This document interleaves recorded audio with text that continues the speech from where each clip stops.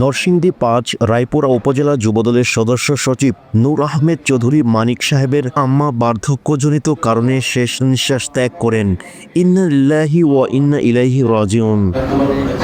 মরহুমার জানাজার নামাজ সেজানগর মাদ্রাসা মাঠে বাদ মাগরিব অনুষ্ঠিত হয়। উক্ত মরহুমার জানাজার নামাজে উপস্থিত ছিলেন জনাব ইঞ্জিনিয়ার মোহাম্মদ আশরাফ উদ্দিন বকুল, বিজ্ঞান ও প্রযুক্তি বিষয়ক সহ সম্পাদক ও বিএনপি কেন্দ্রীয় নির্বাহী কমিটি উপদেষ্টা, আমরা বিএনপি পরিবার। তিনি তার বিদেহী আত্মার শান্তি কামনা করেন এবং তার শোকসপ্ত পরিবার পরিজনের প্রতি গভীর সহমর্মিতা ও সমবেদনা জ্ঞাপন করেন, যাতে তার শোকাহত পরিবারের জন্য এই অপূরণীয় ক্ষতি কাটিয়ে উঠতে পারে। এ সময় আরও উপস্থিত ছিলেন রায়পুরা উপজেলা বিএনপি ও পৌরসভা বিএনপি সহ ভিডিও প্রদর্শনীর সকল সহযোগী অঙ্গ সংগঠনের নেতৃবৃন্দ।